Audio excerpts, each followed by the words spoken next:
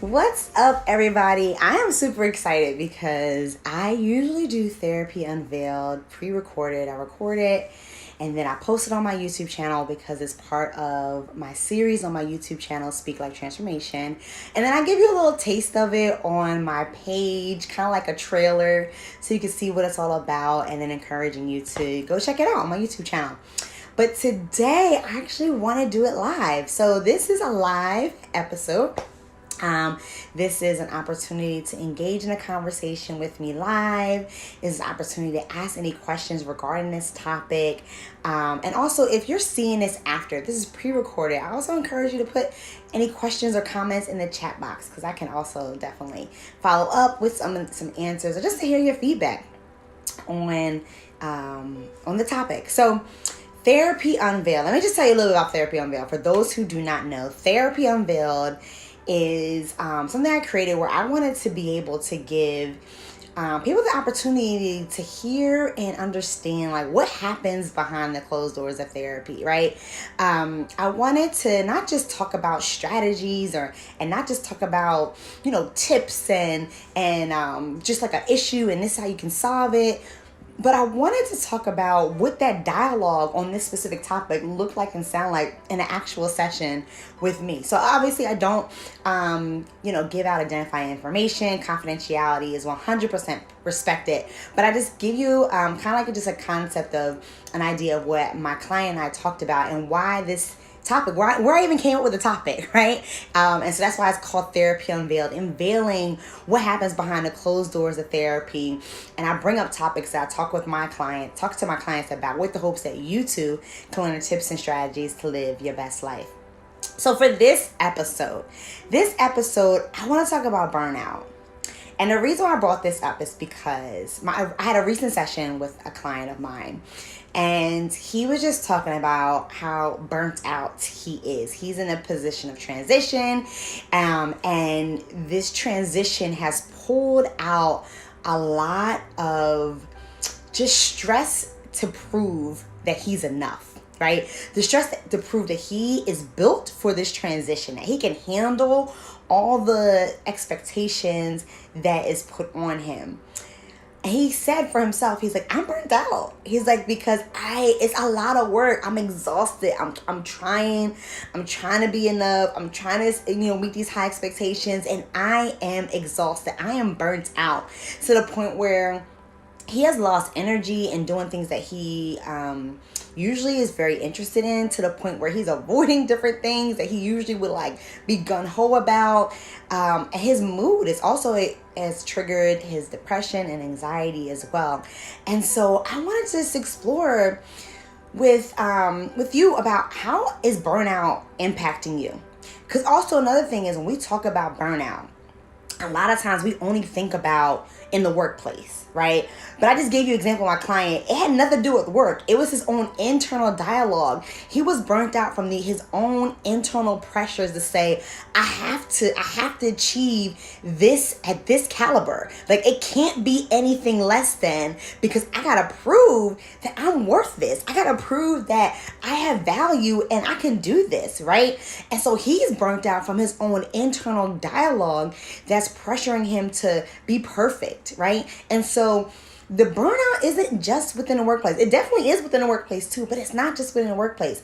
And so I really want to explore more about that. I really want to challenge you to explore more about that, and challenge you to think about, well, where am I feeling burnt out? One, am I feeling burnt out? First, figure out if you are even burnt out with anything. And if you are, what? And if you're like, you know what, Natasha, I never thought about it. I don't think I am. I don't know if I am. Well, let me just give you some examples of where you can feel burnout. So we talked about two already, right? We talked about work. Work is where you can feel burnt out. And work can cause burnout when you are being given multiple tasks, when you're being stretched thin in so many different ways at work, where you just feel like you just can't catch your breath. You might be working long hours and you're just being pulled in so many different directions. The expectations at work is so high that you end up just getting exhausted from it.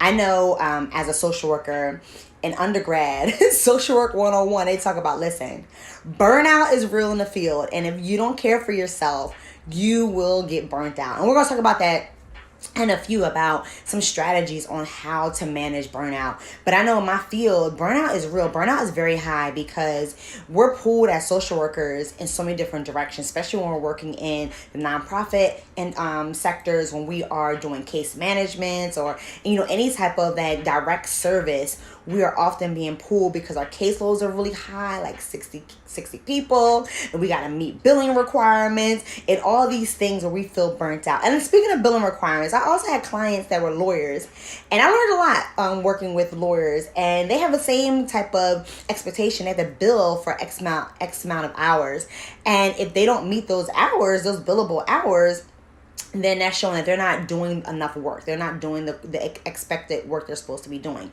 And that can cause burnout, right? And so it's like when work causes us burnout, it's when we're just being pulled. We're constantly being overworked or just pulled in so many different directions. Another area is what I just mentioned too about just our internal dialogue. How are you speaking to yourself? Are you putting a level of pressure on yourself that's causing you to feel exhausted? That's causing you to feel like you will never succeed at this. And that's what was causing my client to feel burnt out, because he was like, I'm never going to succeed. Like I know that I'm not going to be able to succeed at this. And so then he has the fear of failing, and then he just feels exhausted because he's constantly running, constantly trying to grab and pull at this success, and he's not going to be able to succeed at it because the level of caliber, the level that he's expecting himself to reach at is perfection. And as we all know, we are not perfect. And so when you're putting yourself at this expectation that I have to be, like, there's no ifs, ands, or buts. No, I have to be perfect. I cannot make any mistakes. 0 mistakes, 100% perfection, right? You're definitely going to feel exhausted because you're constantly running for something that's unattainable. And you're definitely going to feel unworthy because you're holding yourself to something that's not even possible to achieve, right? And so that can cause burnout. Another area of burnout could be relationships. I mean, how many times have you even experienced yourself or have heard stories of others where that person is having to help, support, save, or feel like they need to save someone, and they're feeling burnt out because they're constantly trying to care for someone, they're constantly trying to save someone, they're constantly trying to help someone, or someone's with an S, like multiple people, and they feel exhausted because they are constantly being pulled on for help. They're the one that everybody calls for help. They're the one that everybody's causing to be the problem solver, right? To figure it out, right? To be the crisis manager, right? Is that you? Do you feel like in your relationships, whether it's family relationships, friendships, you're the crisis manager, where it's like, if you don't solve it, if you don't take care of it, it won't get done, right? Or it won't be resolved, or people just feel like they just can't do anything without you, right? That can cause burnout. Right? And then another area that can cause burnout, and there's probably more than these as well, but these are the ones I'm coming up with for today. But another one is our roles.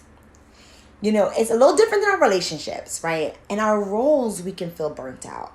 And we can feel burnt out because whatever the expectation is with our role. So being a parent, right? And you got to be here for this practice, here for this meeting, here for this concert, right? Here to make this meal, here to clean these dishes, or do this laundry, right?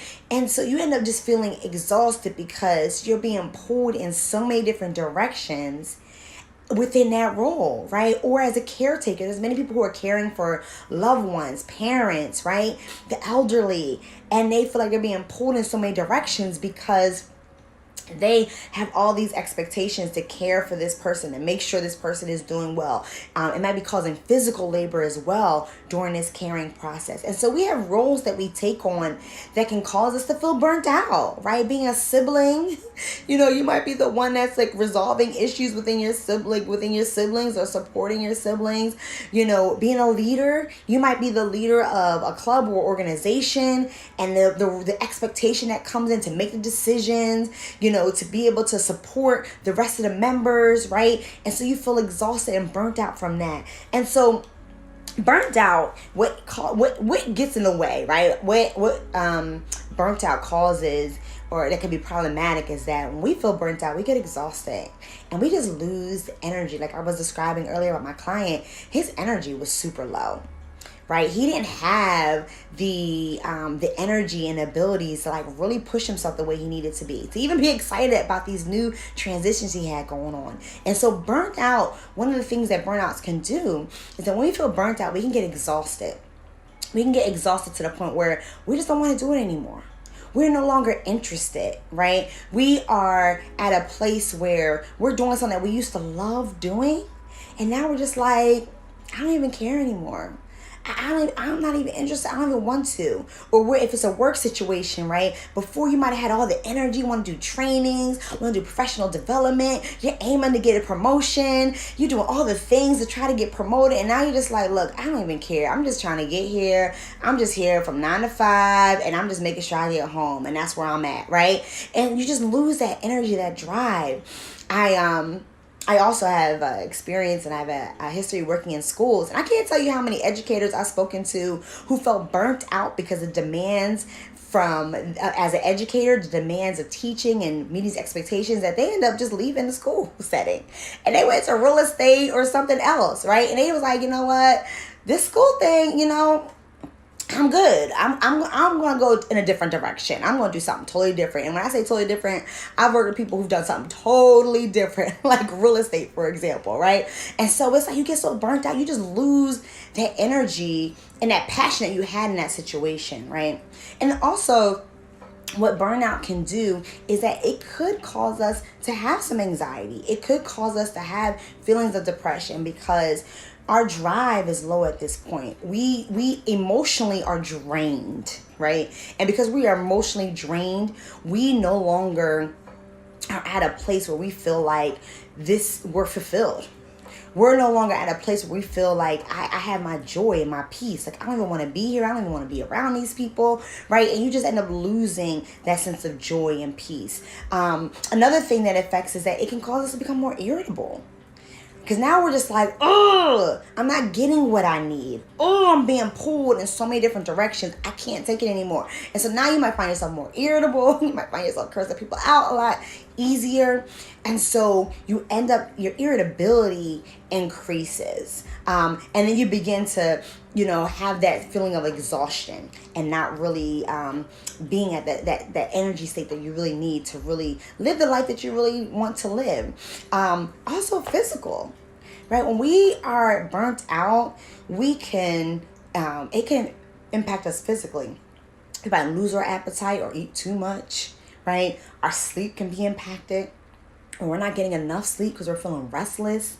We're either having trouble falling asleep or staying asleep, right? We might start having some aches because the level of stress, right? When we're burnt out, that means we're at a high level of stress. Our stress level is high at this point, right? And so our body's going to be responding where you might feel aches, like you might start getting back aches. You might start feeling some muscle tension. You might start having some gastro issues, right? And those are physical symptoms that your body's like, yo, this is too much. I'm overworking.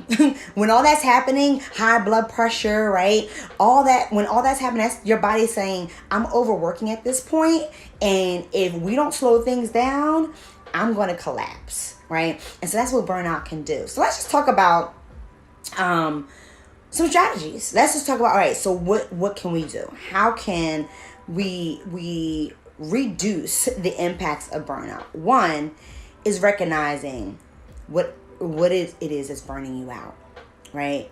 And if it's your job, right? I'm not saying you got to quit your job, but hey, that is an option. If you recognize, okay, this job is not getting any better, it's causing my stress level to get higher. I don't have time for my family. I don't have time to do things that I love to do. I'm losing my passion. I always said that because I love social work. I love it. Like, listen, I'm a die-hard social worker, let me tell you. And I love working in the field of social work. Absolutely love it. And I always said, if I ever reached a point where I'm at a job that has me questioning if I even want to do social work, if social work is for me, I know it's time for me to go. Because I know that's my passion. I know that's what I'm here for, is to help people and to be a effective social worker. And so when I recognize, okay, this job, It's starting to make me question social work. It's starting to make me question therapy and working with people. When I know that's happening, I'm like, okay, it's time for me to go. I got to start finding something new, because what a job is not going to do is cause me to lose my passion, right? What a job is not going to do is cause me to lose my purpose, right? And so if that is you, if you're recognizing like this job, this situation is causing me to lose my passion and my purpose, then it might be time for you to go, right? But if you're not in that position where you can leave, then think about, well, what is it that's causing burnout? Is it long hours, right? Is it the fact that you're working, you don't have no break, right? That's when you start setting firm boundaries, right? And this is not just in the workforce, but also within relationships and then within your roles, right? And within yourself, if the burnout is coming from your own dialogue, right? And so you want to set boundaries for yourself and for others. So talking about the workforce, if you're recognizing that, okay, I'm working late every single night, I don't have time for my family, I don't have time to do things that I love, I'm bringing work from home, I'm not able to separate home from work. Set those boundaries. Set those boundaries so you're able to separate work from home. You can leave work at work. And when you're at home, you can focus on home, right? Set those boundaries where you're able to make time for yourself to do things other than work expectations. And so there might be some times within your job where it's like, look, there's going to be long hours. There's going to be days you want to work overtime, right? And so deciding what those days are, right? And just say like, you know what? Tuesdays and Wednesdays are my late days, but Mondays, Thursdays and Fridays, I'm not working late. When my shift is done, when my hours are done, I'm done, and I'm leaving work at work. A boundary set for yourself is, I'm going to leave my work computer at work. I'm going to leave my work computer in the car or somewhere where turned off, where I will not have access to it, right? That's another boundary set for yourself, so you don't be tempted to do any work. Another one is, if you're recognizing that part of your irritability, part of being burnt out, is that you're working 8 hours straight with no break. It's just go, go, go, go, go. So you're on a high level of stress at all times because you're just constantly going and going and going. Set the boundaries. I'm going to set my lunch break to be at 12:30 to 1:30, 12:30 to 1:15, whatever, however long your break is for. And I'm going to take my break. And not only want to take my break, but I'm going to take it where it is work free. So for that 45 minutes to an hour and a half, however long you have your break, you only do non-work things. So if that's taking a nap, some people take naps on their breaks. If that's eating your food and talking to a family member, if that is scrolling on social media, if that's reading, if that's meditating, whatever it is, taking a walk, whatever it is, you're doing something that is for you to regroup, to reset. That's when you think about it, that's the purpose of a lunch break, right? That is the purpose of any break, your 15 or your lunch, right? Is to help you reset so you can get back to work and be re-energized and be focused, right? So utilize that time effectively. It also means setting boundaries even with family members. If you recognize that you're getting pulled in so many directions, you have to be the answer for everything and everyone. You have to be the savior for everyone, then set those boundaries and say, you know what? Today I can't help you. I love you. I appreciate you, but today I can't, right? Where you start recognizing what you want to do and what you don't, and be okay with saying no.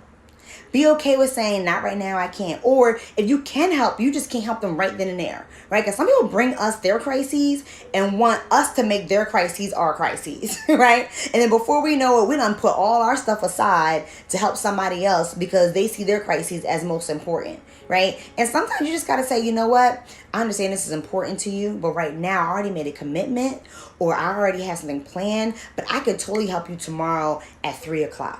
Right? Set those boundaries so that you are successful, or even give them resources. I can't help you today, but maybe such and such can help you. They're really good at this. Have you tried asking this person? Right? Set those boundaries so you're not being pulled and constantly having to be the answer, or constantly have to be the one solving the problems or doing everything for everyone. Right? And even with yourself, setting boundaries, letting yourself know, you know what? I will not beat myself up for making mistakes. I'm going to commit to being okay with a mistake. I'm going to commit to forgiving myself. I'm going to commit to giving myself some grace if a mistake is made. I'm going to commit to being realistic about my expectations, right? And that's how you can set your boundaries for yourself. Another way to really help yourself and strategize is just doing some self-care, right? Making time for yourself. I give my clients the recommendation to give yourself 30 minutes a day. 30 minutes of uninterrupted time where you just do something you love for 30 minutes. If that's just sitting down, chilling, watching TV or listening to music or reading, taking a bath, taking a nap, exercising, taking a walk, talking to a friend, whatever that is, do that for you and do it uninterrupted. You deserve that, right? And think about it, 30 minutes is really not that long. 30 minutes is not that long. So give yourself that time. 30 minutes to yourself where you just do what you love to do. Because I guarantee you that will help diminish some of that burnout, because you will feel like, okay, I do have time for myself. I can make time for myself. I am able to put me first, right? And that's the thing about burnout. When we start putting ourselves first, there's less of that burnout. When we recognize what is my needs, what do I want, what do I need to do to make sure that my needs are being fulfilled. Because when we are burnt out, it's because our needs are not being fulfilled. We are being overextended and exhausted by the amount of energy we have to put into things that are just causing too much of whatever that is, right? And so it's giving yourself time just to reset and regroup. And the last strategy is accepting things that you can and cannot control. Because part of burnout is sometimes we overextend ourselves, not because it's being asked of us, but because we are choosing to do that, right? Because we want to be the helper. We want to support. We want to prove to our boss that we can do it, right? We don't want to seem like a failure or that we're incapable or for whatever that reason is, right? And so a lot of times we end up taking on too much. And a lot of times we end up trying to control situations that we really can't control. So recognizing, okay, I didn't recognize, this is not my role.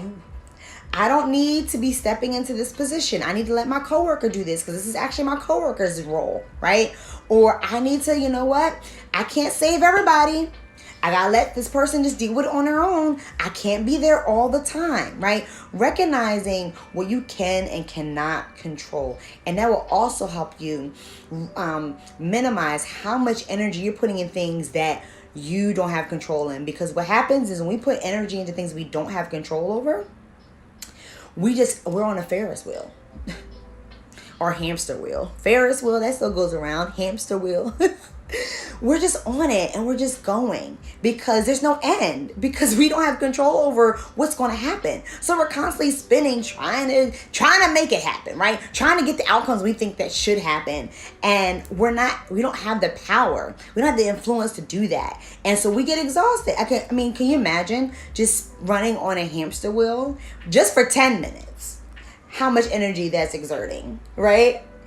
And just imagine if you're doing it every single day, all day. Of course you're exhausted. Of course you're frustrated because there's no end to it. You're not seeing the outcomes you want. And that's because you're trying to control things that you don't have control over. And so I challenge you to think about what is causing me exhaustion? Where do I feel burnt out? And allow yourself to be open-minded. Again, it doesn't have to be just work. It can be other areas, right? Where am I feeling burnt out? Where do I feel like when it's time for me to do it, I'm just like, ugh, I don't even have the time. I don't have the energy. Like what causes that type of energy? And really think about why that energy even exists. Why that thought comes up. And then through those different strategies that I just discussed, right? Setting boundaries for yourself, giving yourself 30 minutes to yourself, recognize what you can and cannot control, right? Really putting those things in place so that you are able to really calibrate your energy the way you want to, and also not putting a boatload of energy in things that do not serve you well. So I hope this is helpful. I hope this gets you thinking about burnout and how it's impacting you, how you can change your way of thinking, how you can change what you can change in your environment to help you deal better with the situation. Make sure you check me out on YouTube. Speak Life Transformation. I have tons of other videos from Therapy Unveiled that talks about all types of strategies and tips on all different types of topics. You can also check me out. Right now you're watching me on Instagram, speaklife_SLT, but you can also check me out on Facebook at Living Speak Life. I have a website, speaklifetransformation.com. If you would like to learn more about me, I am accepting clients for therapy. So if you're looking for a dope therapist, hey, that's me. If you're looking for a dope therapist and you're really trying to deal with issues that's related to anxiety or depression, that's related to burnout, and you're just like, I just need to talk to somebody to figure out how to deal with this burnout. Maybe you are going through some transitions and you're just like, this is too much and I don't know how to deal with it. I'm nervous. I'm worried about failing. This is overwhelming. I don't even know how I'm going to deal with this transition. I don't like change. All those type of topics are issues that I deal with my clients when it comes to anxiety and depression. Maybe you're working on self-esteem, like we talk about the burnout and that need for perfection and a need to just constantly prove your worth, prove your value. That's connected to self-esteem and learning how to really believe in yourself, believe in your value, and not feeling the need to prove others, right? Maybe you went through some loss. There's been a lot of loss recently, especially with the pandemic. And so maybe you've been experiencing loss, not just through death, but it might be through a job, might be through a relationship, whatever that type of loss is. And you just need some support working through how to manage and grieve through it and process all different emotions.